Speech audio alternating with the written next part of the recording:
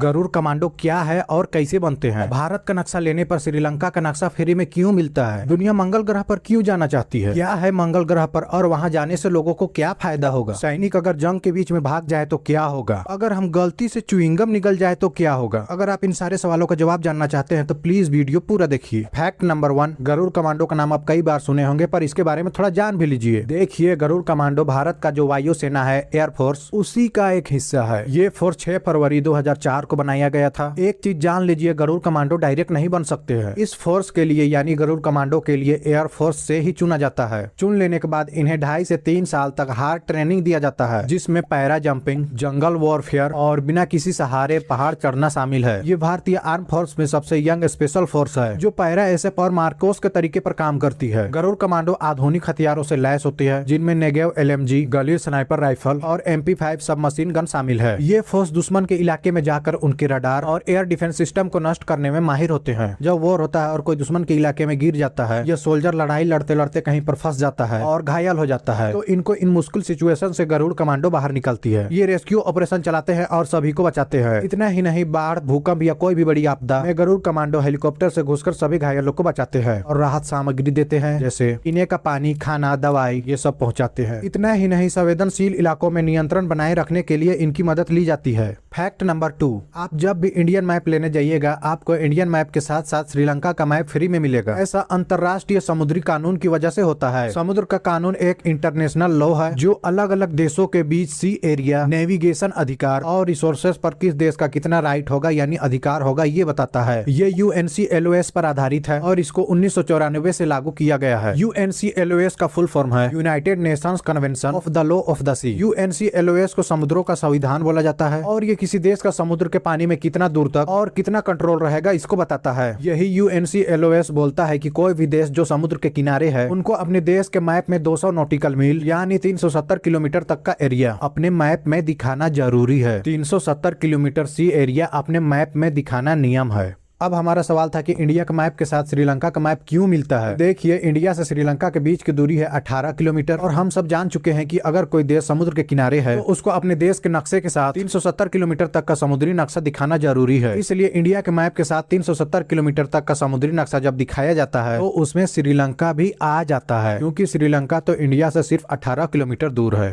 Fact number 3, दुनिया मंगल ग्रह पर जाना चाहती है। अमेरिका, रसिया, यूरोपीय संघ, चीन, भारत और UAE ये सभी सफलतापूर्वक मंगल ग्रह में अपना मिशन भेज चुके हैं। पर आपके मन में आ रहा होगा कि मंगल में जाना इतना जरूरी क्यों है, क्यों इतने सारे देश यहाँ जाने के लिए इतना बेताब है, इसके पीछे का वजह क्या है। देखिए, मंगल ग्रह जिसको इंग्लिश में मार्स बोला जाता है, यहाँ जाना इसलिए जरूरी है क्योंकि अर्थ में लिमिटेड रिसोर्सेस है और यहाँ आबादी बहुत तेजी से बढ़ रहा है, इसलिए मंगल में जाने की इतनी कोशिश की जा रही है। इन सब के अलावा और भी बहुत सारे कारण है। एलोन मस्क को तो आप सभी जानते ही होंगे, ये दुनिया का सबसे अमीर आदमी है और इसकी फेमस कंपनियां जैसे टेस्ला, स्पेसएक्स, ट्विटर जो अब एक्स नाम से जाना जाता है। एलोन मस्क भी ये मानते हैं कि इंसान को एक से ज्यादा प्लैनेट पर रहने वाला बनना चाहिए ताकि अर्थ पर कोई विपदा आए, हादसा हो तो डायनासोर की तरह इंसान पूरी तरह खत्म ना हो जाए। और साइंटिस्ट लोग भी ये पता लगाने के लिए बहुत बेचैन है कि क्या मंगल ग्रह में कभी कोई सूक्ष्म जीव था या नहीं था, जैसे कीड़ा मकोड़ा, क्या ये कभी मंगल यानी मार्स पर थे या नहीं थे। अगर साइंटिस्ट मार्स पर पहुंच जाते हैं तो उनको अर्थ को समझने में, अर्थ के डेवलपमेंट के बारे में समझने में मदद मिलेगा। साथ ही नए टेक्नोलॉजी डेवलप किए जाएंगे जो पृथ्वी पर लोगों को काम आएगी। इतना ही नहीं, मंगल ग्रह हमेशा से इंसानों की कल्पना का हिस्सा रहा है। हो सकता है आने वाले समय में पैसा लेकर अंतरिक्ष में घुमाया जाए। एक और चीज जान लीजिए, भारत में मंगलयान 5 नवंबर 2013 को लॉन्च किया गया था और 10 महीने बाद 24 सितंबर 2014 को वह मंगल ग्रह में घुस गया था। इस मिशन का कॉस्ट 450 करोड़ आया था, जो उस समय पूरी दुनिया में सबसे सस्ता मंगल मिशन था। फैक्ट नंबर 4, कि आप कभी ये सोचे हैं कि सैनिक अपने सेना से बिना परमिशन का भाग जाएगा तो क्या होगा। देखिए, आर्मी में बिना छुट्टी घर जाना एक अपराध है। अगर कोई सोल्जर आर्मी ऑफिसर के बिना परमिशन के भाग जाता है तो उसे भगोड़ा घोषित करके गिरफ्तार भी किया जा सकता है। अगर वह 28 दिनों तक वापस नहीं आता है तो उस सैनिक को आधिकारिक रूप से भगोड़ा घोषित कर दिया जाएगा। भगोड़ा बन जाने के बाद कोर्ट मार्शल होता है। अगर आप कोर्ट मार्शल क्या होता है ये नहीं जानते हैं तो सुनिए।